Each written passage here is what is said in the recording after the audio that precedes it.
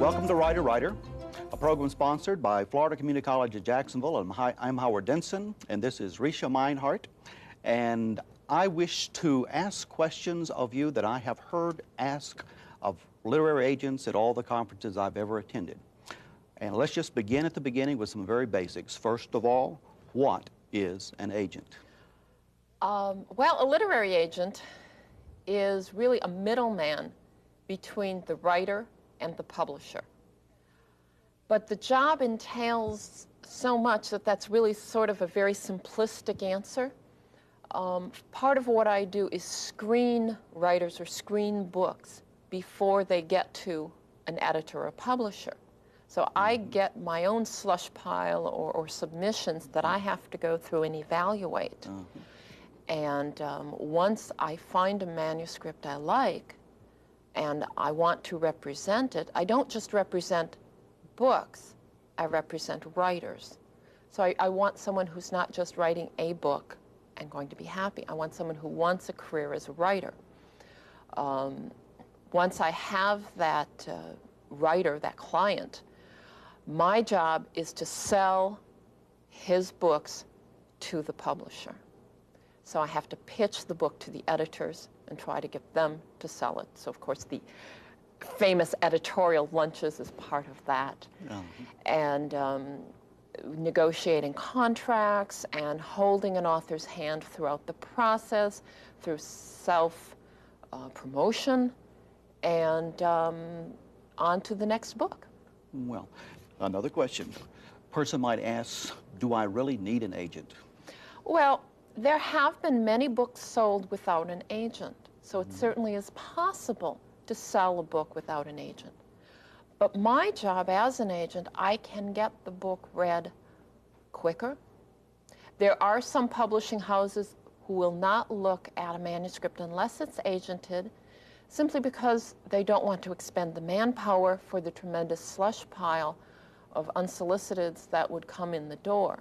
Because we work as that screening process, we save them a step. So there are books that can't really be sold without an agent, but many books can be and are sold. What's an example of a typical book that could be sold without an agent? That's somewhat of a vague and difficult question to answer, but many of the genre fiction books have been sold. Certainly if you're selling a small regional book, a local travel guide, you could very easily approach a local small publisher with a project. If you are a specialist in a nonfiction area, an antique dealer who specializes in Queen Victorian wooden sculptures, and there was a publisher who specialized in antique publishing, there would be no problem that kind of a small project.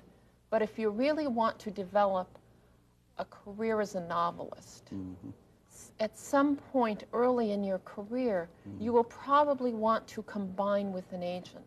Now, there are two schools of thought on getting an agent, which is probably going to be your next question. That is exactly going to be my next question. Some people try to get an agent before they make their first sale. This is certainly possible, and I have represented unpublished authors where I sold their first story, or I'm sorry, their first book. Otherwise, you can try to sell unagented your first book, and either when you have that first offer, contact the agent you want to represent you and say, hey, I've got an offer, will you represent me? Well, most agents will probably go along with that. The other way to do it is to say, hey, I have 2 books published, and I think I'm ready for an agent. Certainly that is a stronger bargaining position for the writer than if they were unpublished.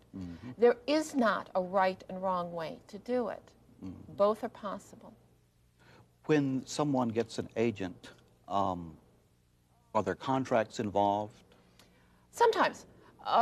It varies from agent to agent whether there is a contract between the agent and the writer. Personally, I usually don't. If someone no longer wants me to represent them, the written piece of paper shouldn't make a difference. I want my writers to want me and to know that I'm doing a good job for them. I've heard it described that the agent-author relationship is like a marriage. Can you elaborate on that? Well, yes, that is in many ways true because it's a partnership. We work together on the career of the writer. And there's a lot of give and take, there's a lot of communication. A writer should feel as though he can approach the agent with questions, no matter how dumb they may seem at the time. There really aren't dumb questions, but your agent has to be approachable. Well, I'll use the feminine pronoun there. The agent is your partner in your writing career. Now, whatever contracts of yours or whatever books of yours that I have sold, my name is on that publishing contract, and I will continue to be a part of that, even if you change agents. And so it's almost like I'm making alimony payments if you change agents, because you'll still be getting your royalty checks from me for the books that I sold. Okay. You mentioned a gender reference there. Is there a difference between a male agent and a female agent as far as some general approaches? This point has been brought up occasionally. I can't imagine. I think that people are individuals and everybody has a different style of working. I can't imagine that it would be gender specific. Okay. Is there a nurturing ability that one may have more than another? Again, I think that's very individualistic. I don't think that it's gender specific. Okay. Probably also goes back to writers. Is there a difference there too? Absolutely. Every writer is different and every writer has different needs. I don't have one specific style of handling a client. Some people need much more hands-on nurturing. Others want to be left alone to practice their craft. Okay, now, for getting an agent, this is, right now someone decides, I need an agent. Okay, the typewriter is there, the telephone is there. What step do they do at that point? What sources do they use? First of all, if a writer thinks they're ready for an agent, obviously they have completed their novel or their book. They feel that it is not just completed, but it is polished and ready to be published. I mean, I should not be working as an editor helping them do their second draft. Editors at publishing houses don't have time to nurture the way they once did. So it has to be ready. It should have been critiqued, revised, and polished. If you are writing in one of the popular genres, such as mystery, science fiction, romances, horror, there are genre writer groups that you can join. They have conferences, they have resource material for agents who are active in all those areas. And I handle all of those, plus nonfiction, plus kids' books. For kids' books, there's also a similar organization. If you don't have or don't feel like joining one of those organizations, there's some very basic reference material. Literary Marketplace, Writer's Digest, Guide to Literary Agents. There are a number of reference books that any university or public library should have. Look in there, and I realize that this probably sounds like opening the yellow pages. Well, in some ways it is. But in those listings, it will say what kinds of books each agent represents, what they deal with, how long they've been in business, and it does give a little bit of information. If you know people who are writers, ask them. Ask them about their agent. Is their agent accepting clients? Are they happy with their agent? Do they think their agent does a good job? The community college hosts the Writers' Conference. And so you have a lot of writers there. Ask questions. When someone starts looking for an agent, is it a 2-week process? 3 weeks? Submitting material, because what you will do is first you will probably contact the agent via a letter. Now, whenever you are sending a letter to any publishing professional where you expect a response, you should include an SASE, self-addressed stamped envelope. So you would send me, if I was on your list of agents, you would send me a letter, and I would write back, and my probable response would be for you to send me the first chapter or the first 20 to 30 pages with a synopsis, which, here I'm speaking of a novel specifically. That synopsis should be a summary of the plot line. It should include the beginning and the ending. I want you to give away the ending, okay? That's the idea of a synopsis. And I'm not even going to get into what format, because again, there are so many basic reference books. I assume the writer has done his homework. And then I will look at that submission. It can take anywhere, 1 to 2 months is a good fast turnaround. Okay. And after 3 months, if you haven't heard, then it's time to drop a note. And again, anytime you send a letter and expecting a response, include that SASE. So this could take easily 6 months. Okay.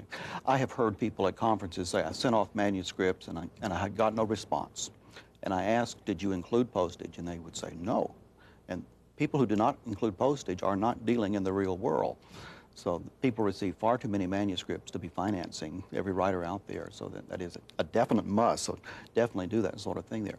Now, is it better to have, you come from New York City, so is it better to have an agent from New York City or from another region? Well, I am not from New York City. After I started being an agent or starting to work as an agent, I moved to New York because I discovered that publishing is centered in New York. That is where most of the major publishers are located. Personally, I find I can get information from editors across a lunch table that I can't get over the phone. There's just something about meeting people face to face. The connection that you make, I think, means so much more. We enjoy doing business with people we like, people we socialize with. And I think it's very much an added bonus. And that it's much better to have a New York agent for books. Certainly the people I work with to sell film rights are located in Hollywood for the same reason. That's where the action is in that part of the industry. How do you decide that you want to become an agent? Do you wake up one day and say, my God, I've caught agentitis? Exactly. How did you know? The typical way to become an agent, first of all, I think you have to be slightly mentally ill and masochistic, but I think that's probably true of someone who wants to be a writer. Okay. And anyone in publishing. It helps to have, to study literature, to study writing. Usually someone either works as an assistant in a publishing house or as a receptionist in an agency, slowly learn the field and work your way up. Okay. Why does one stay an agent? Why does one stay an agent? To become an agent is one Probably thing. that same masochistic tendency. I stay an agent because I enjoy it. I enjoy the challenge, and I like writers and writing. It's easy to be excited about a good book and a great writer. Okay. It's relatively new in history that writers actually have made a living at writing, because Washington Irving had other jobs, Nathaniel Hawthorne other jobs. In the 20th century, we finally developed the need for an agent. It's a strange thing. Well, I think that you're overstating the issue when you say that writers are making a living. Most writers are not making a living. The average income, yearly income I add, for most writer organization members is in the area of $3,000 to $7,000 a year. Right. I wouldn't call that a working living. No. My first advice to people when they sell a book is don't quit your day job. If you are trying to write a book so that you can quit your day job, you're barking up the wrong ankle. It's not going to happen. The odds are against it. Right. They're saying occasionally you hear in various fields, you can't make a living at it, but you can make a killing occasionally. You might have your Michael Jackson in entertainment, or your Stephen King in writing, obviously. But one time I heard there were 500 writers nationwide making a living full-time at it. I think David Poyer said it was 1,700 using some later figures. But that's not very many out of a population of 225 million in the United States here. Has the internet affected the way agents interact with clients and publishers? That's a question that someone was asking. The internet usage varies greatly. Most of my writers are not on the internet. I mean, certainly manuscript submission needs to be a hard copy sent through the mail. It doesn't exist unless I hold those pieces of paper in my hand. To me, the book and the manuscripts, the feel of paper, the smell of ink, that's a very special part of reading.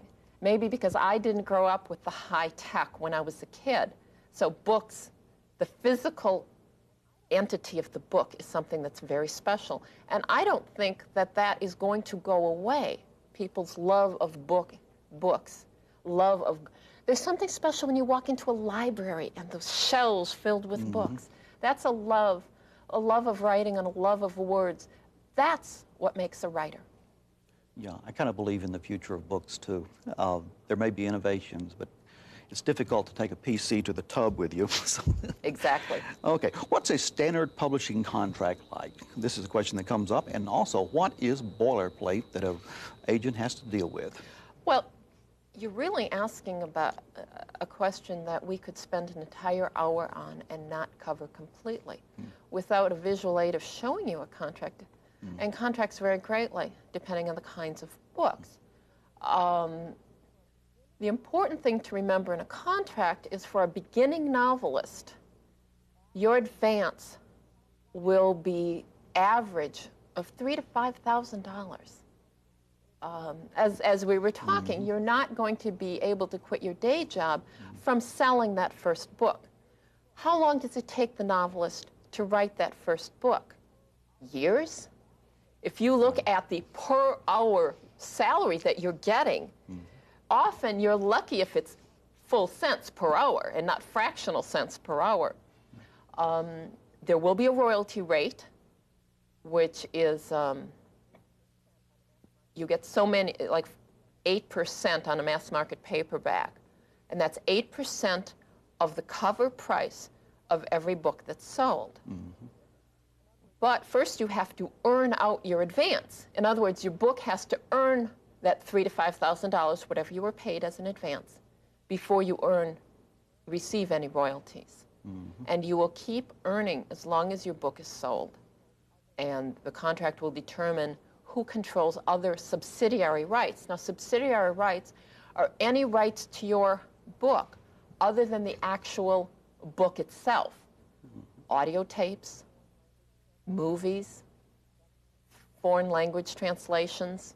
That can be, we can control it or the publisher can control it. That's determined in that contract. If you come across a reference in a contract to the publisher wishes the writer to sign away the rights to this, and anything else that might be developed, that apparently is coming in with like NPR at one time. They had a story about the electronic innovations that might be in the future. Well, I am not overly concerned at this point about electronic rights. Our technology is such that for fiction, I don't see where people are going to be reading novels on a computer screen.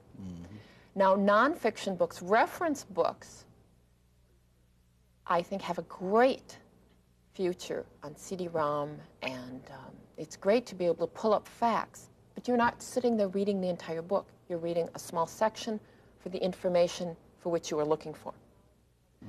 But our technology has a long way to go until the bookman, or like a Walkman, is an easily read screen, lightweight, and the electronic version of the book is inexpensive. I mean, you have to have a price comparable to a mass market paperback, which currently is $5 to $7. When you have a novelist, we've been talking about that primarily, when you have someone who's writing nonfiction, are there some basic approaches that are different in the presentation of the book? Yes. If you're preparing a nonfiction book, it is less important to have a completed manuscript because you're not developing characterization and plot the way you do in a novel. You have to know where you're going, where you're starting from and where you're going. You have to have a clear, focused idea of your nonfiction project. What I would ask for is what I'd call a detailed table of contents, which would be a complete table of contents of all the chapter headings.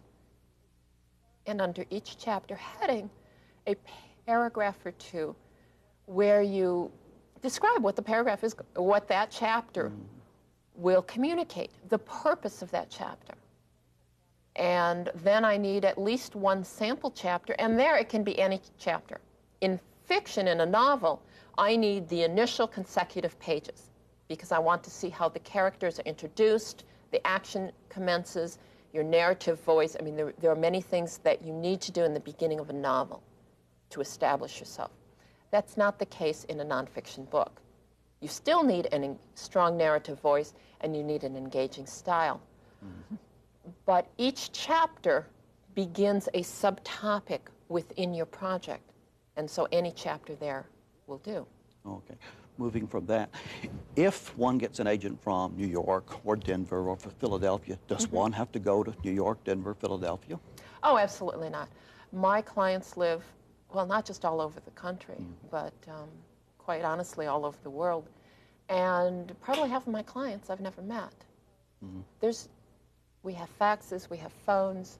The important thing for those clients is that I'm in New York and that I'm making the personal contact with the editors for them and establishing that rapport and acting as their buffer to the publisher. That way they are free to live in the woods in Oregon or wherever else they would be happy and comfortable living. Okay. What is a book auction? Yes, a book auction, at least for me, is not taking a book and looking for who wants to pay the most money for that object. The term book is somewhat confusing because sometimes we mean that physical property of the published book that's sold in a bookstore. Other times, we're actually talking about the manuscript or the ideas, the words, not the physical property. And the book auction, as you're referring to, is when I am selling the manuscript, that sense of the book, to publishers.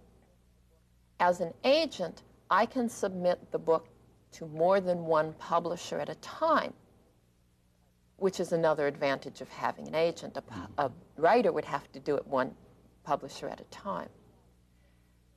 But if I'm sending it out to 8 people, and all 8 editors, or even half of those 8 editors, are interested in buying the book, then I hold an auction.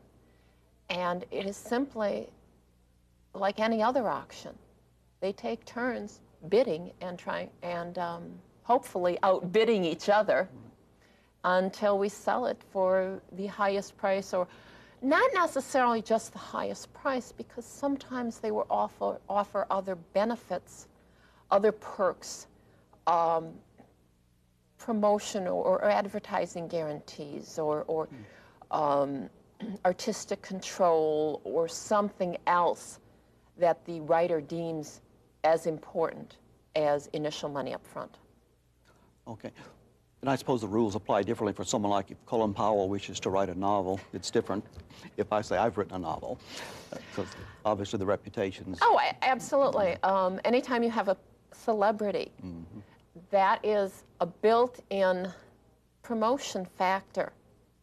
Anyone on the street is interested if Sean Connery writes a book. At least all the women in the country are interested if Sean Connery writes a book. There's an instant sales. There's an instant success built into that book contract or that book. If you're writing the book, your name isn't quite as well known as Sean Connery's. Okay, that's very possible. It's also much easier to book Sean Connery on Good Morning America or Oprah, which is tremendous sales potential there. Okay. Well, with 007, we can't top that. So we thank you very much for bringing us the word from publishing. This is Howard Denson from Writer to Writer. Thank you.